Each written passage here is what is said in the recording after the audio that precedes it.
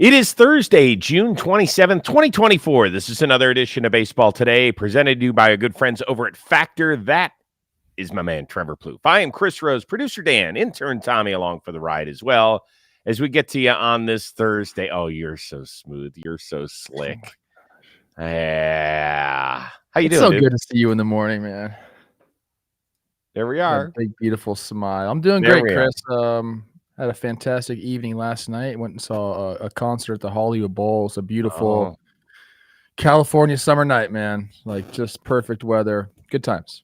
Yeah, for people that aren't familiar with the Hollywood Bowl, it's this outdoor venue, almost an amphitheater type feel. Not easy for me to say, but it's easy to go to. Not parking-wise. That can be a pain in the ass. Depends what kind of parking pass you got. That's true. How good was it? You just rolled right up to your seat. That's good, yeah. Okay. Actually, I one of the kids that I coach, his dad is like head of security at the bowl, so they always take care of us. It's great. Yeah. Oh, that's so man. Your connections are incredible. You just got to be nice to people. That's true too. You also have to have connections. What are you drinking? Half cap decaf mocha latte with a twist? Yeah, black coffee. Perfect. We're going to start off with a tip of the cap, even though the Orioles won the game, which was good for them. Guardians young slugger Jhonkensy Noel, first major league at bat, goes dead center off of Grayson Rodriguez. During that time, his AAA teammates were in a rain delay, and so they were watching it happen. So we've got the video of them watching the home run. He's a really popular guy in this entire, franchise and program, and you could see it when those guys were jumping around. That must be so awesome for those kids. It is, but honestly, that's not always typical. Like you must be right that he is so well liked, because sometimes you'll have guys down there hating on you. You get up and you're the one that gets called up, and you get up there. No, there's only so many spots on the big league roster. So for them to be celebrating like that means something special. He got kind of a funky stance too. He kind of cranks back. I didn't know who this guy was, and then obviously saw the homer last night. Went and started looking at his stats. The guy's got pop. He does have pop. And you guys been looking for an outfitter with pop for quite some time. Is he up for good? I don't think so. They've been looking for some right-handed power. He switches off between first base and outfield. I haven't seen him play much outfield yet, so we'll see how that part goes. I mean, he's crushing in Columbus right now. He's got a 937 OPS, 18 homers already, 59 runs driven in. Yeah, he can swing it. Speaking of guys that have a little bit of pop, Shohei seems to like this leadoff thing. There's a smash, right center field. Forget about it. The marvelous one. Shohei Ohtani has done it again. Yeah, second straight day on the south side where he leads off the game with a home run. Talk about a tone setter. He has been crushing it since Mookie got injured.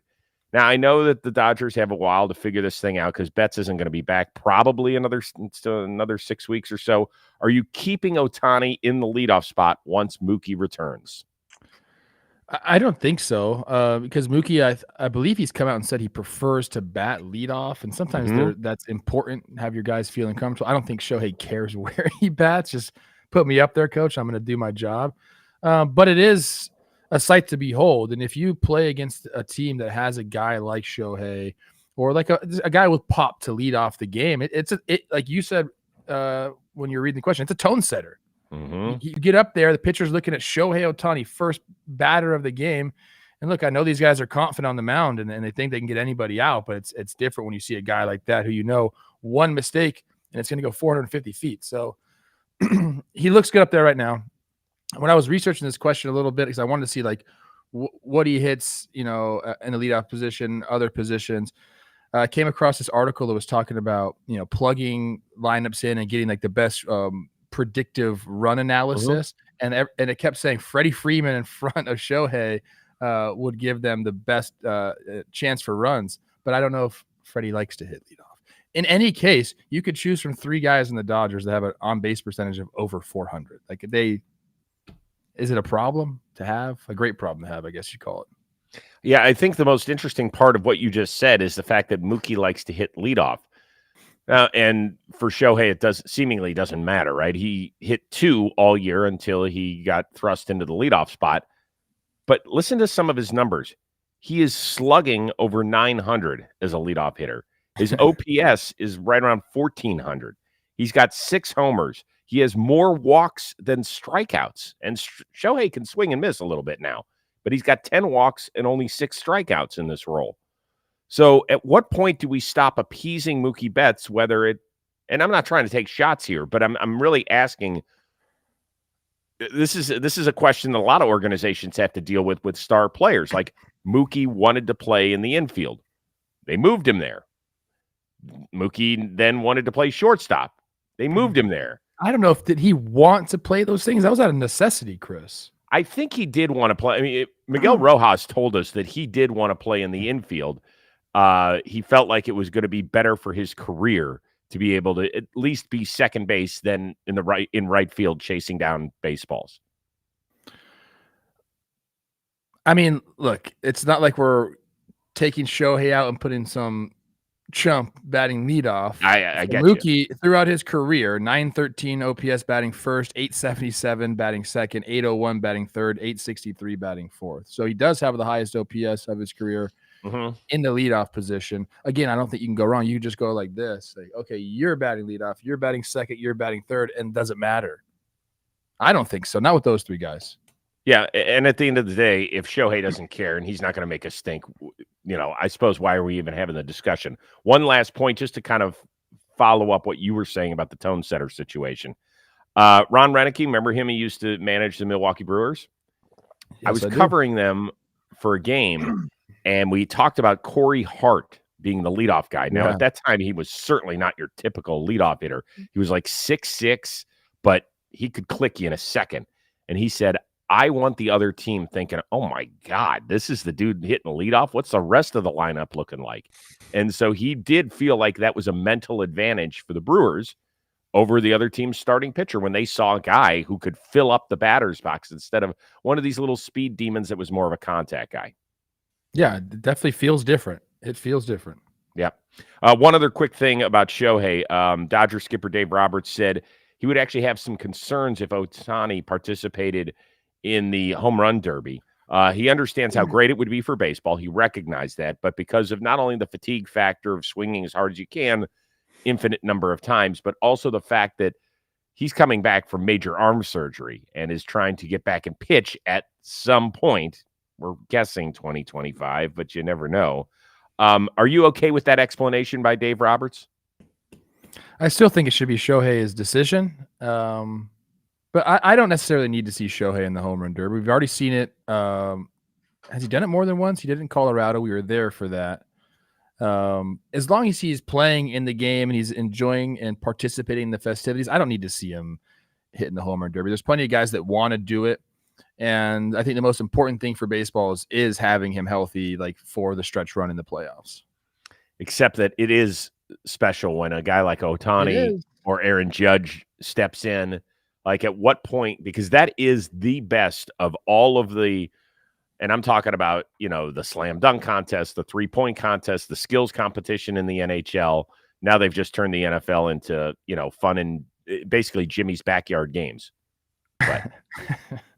But what do we want Shohei to do this year? What do we want to see him do? We want to see him be in the playoffs. We want to see this guy in the playoffs. That's right. Really all I care about when I think about Shohei. Mm-hmm.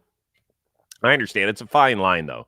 You do want to have some guys that, because let's be honest, if you guys are, we should be getting the list soon, right? Like probably within next week.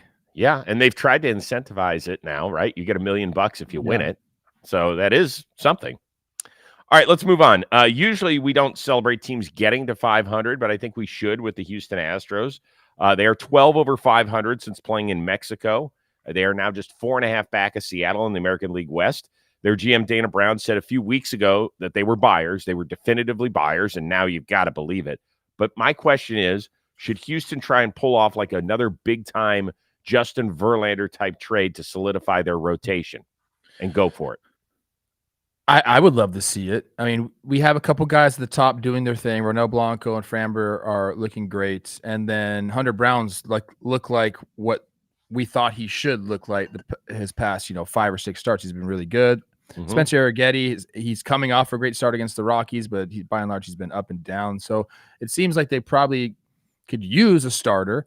But Dana Brown, a couple of weeks ago, came out and said that they're not going to be really in the market for rentals. So that kind of takes away a lot of different guys. They want guys with years of control. So it kind of narrows the market down if you're talking about starting pitchers, unless you're talking about Flaherty and saying, hey man, like we want like you to pick up your option right away if we get you, or the big name on the market is Garrett Crochet. He's an interesting one though, because of the innings that he's thrown already this year and the innings he hasn't thrown in years past. So I think a lot of people are going to look at him and like the price tag and be like, okay, let's like figure this out a little bit. So that's their need, Chris. A starter, maybe a first baseman. If I was Dana Brown and it's my first year running things and we just got back to 500, I'd like to give my roster a push. I don't want my first year to be crappy. Well, so in years past, it would be a no-brainer with Houston because you knew that they were going to be in contention, right? I don't know. What do you think about this team? They're playing exceptionally well, and other teams at the top, a la the Yankees and Orioles, the Guardians are playing very, very good baseball. But I don't think anybody in Houston's like, ooh, it's the big bad Cleveland Guardians, although I think that they can certainly hang with all of the teams in the American League. But I think that when you're talking about it, you have to be honest and look at your team and say, is this a team that can make an 8th straight ALCS? I think so. I think the roster is still there. So, yeah, if you need to supplement a few spots in it, you got to supplement a few spots in it. But that's, I mean, kind of everybody's in that boat. They're not too far off. The way they've been playing lately is more like we expected them to play. They dealt with a ton of injuries. So, how do you deal with injuries? You bring people in. And they need it, right? We know that McCullers and Garcia are working their way back from arm injuries. We don't know exactly what we're going to get out of them. They've lost a ton of guys already to surgery this season. JP France was just announced as well. They only have, and I've told you this stat, but it bears repeating because it's so numbing, that they only have 4 healthy starting pitchers on their 40-man roster. That is, and right now they're able to juggle that because they have a certain number of off days, and so it's okay. But it's going to become a roster crunch at some point. One other thing, obviously, it's easy for us to say, yeah, go make a trade. They only have 1 top 100 prospect, so if you're fighting other teams in a seller's market, the question is, do you have the ammo to get exactly what you need, or are they going to go get strictly an innings eater? We're not talking about a Jack Flaherty, a Garrett Crochet, but a guy who can give you 5 and see you later. Yeah, I mean, honestly, I know we always look at the prospect rankings, and that's a helpful guide. But what I've seen, and when I've talked to executives about that, like sometimes they target players who are maybe 1 year out of the draft that haven't really gotten onto the board yet, or a guy just fits their model, and he says, hey, we like this guy more than anybody else. All the data that's around now, like I kind of think that teams are really willing to go off of the prospect list and say, this guy we can fix this guy. We like what he does. He fits into what we do. So if you're a team and your farm system isn't, highly ranked, I still think you have a chance to go out and get some guys just because of the fact that the data is there and teams are more willing to make their own decisions and stuff. Got it. Hey guys, end of June is here. That means warmer and sunnier days. You are smack dab in the middle of them. So you got to remember to refuel. And you can do that with Factor's no prep, no mess meals. Meet your wellness goals in time for summer thanks to the menu of chef-crafted meals with options like Calorie Smart and Protein Plus and Keto as well. They are fresh. They are never frozen meals. They are dietitian approved and ready to eat in just 2 minutes and 2 seconds in my microwave because I poke a hole in there, set it for that weird time. I usually dig it during lunch. That's my hungry time when I look in the fridge and I say, man, where is my stuff? Thankfully, my Factor meals are here. I put them in the other fridge. I'm going to go grab one for lunch today, and I'll be a happy, happy camper. They got 35 different meals and more than 60 add-ons to choose from every week, so you'll have brand new flavors to explore, and they will take care of you from the minute you wake up with breakfast till the minute you say goodnight to your food with dessert. You're going to stay fueled up, and you're going to feel festive as well. So treat yourself to restaurant-quality meals that feature premium ingredients that make up filet mignon and shrimp and blackened salmon and oh so much more. So all you have to do, head on over to factormeals.com/baseball50. When you use that code, it is baseball50. That means you're going to get 50% off your first box plus 20% off your next month. Baseball50, factormeals.com, half off your first box plus 20% off your next month while your subscription is active. Believe me, you will thank me later. New York Mets fans are saying thank you very much to the New York Yankees. We appreciate you showing up when you were on a slide. What do you got? What That was do a you sweep. Oh, yeah.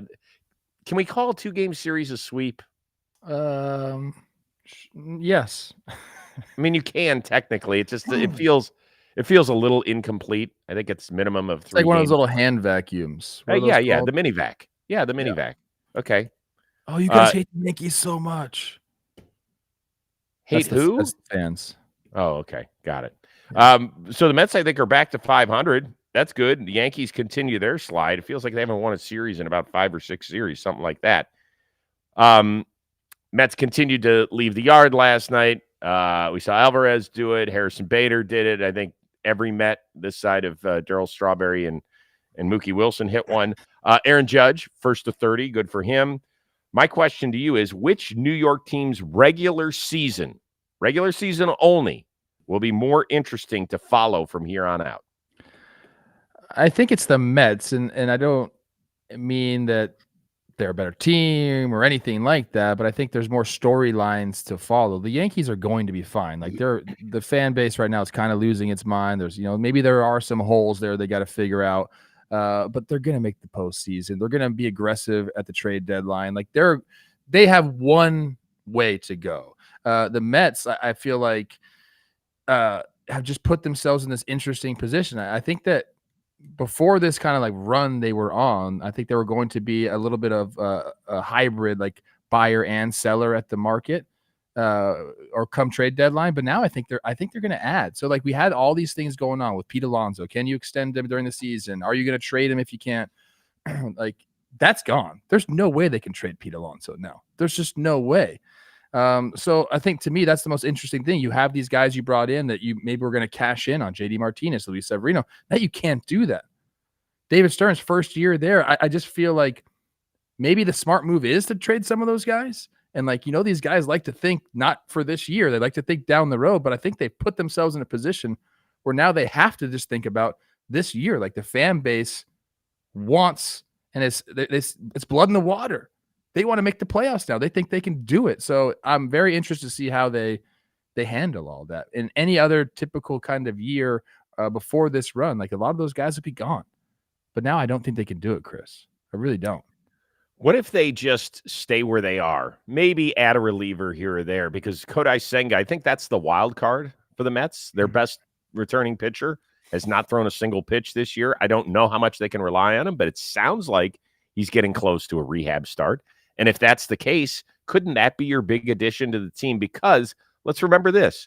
Part of the reason that the Mets ate so much salary with Scherzer and Verlander was to get a better return on prospects. Yes. Stevie Cohen came out and said this. The minute he became the owner of the team, we want to be the East Coast version of the Dodgers. And then he admitted the biggest difference between the teams is the fact that when they struggle with health or with guys that aren't being productive, they can go down to their amazing farm system, which has been top 5 consistently, and just replenish. The Mets can't do that yet.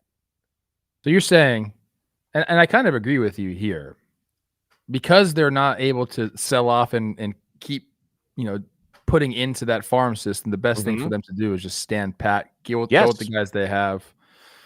Is there any way you think they would trade just one of those guys that's, a free agent at the end of the year, just kind of like a little mini, like replenish? We don't need, maybe there's a little bit of a roster crunch, something like that. I could see that happening. It is possible, but I think they're all important right now to what they're trying to accomplish. Max in our chat just pointed out that the Mets have an 870 OPS this month.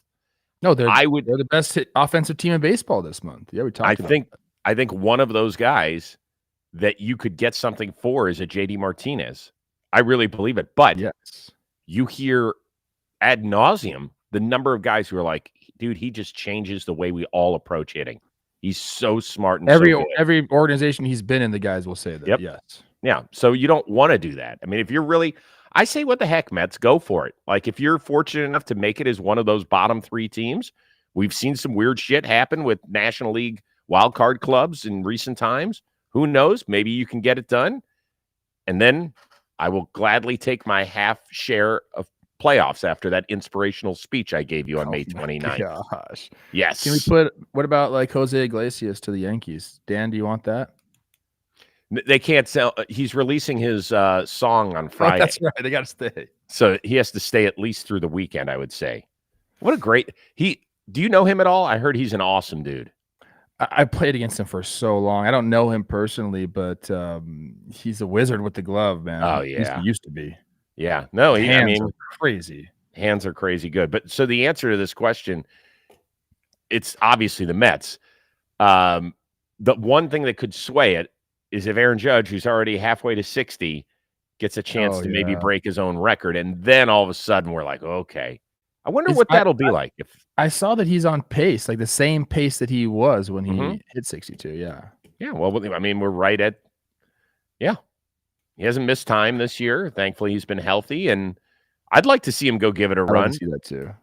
I'll be curious to see how interested we are as a baseball community in him breaking the American League record for the second time in 3 years.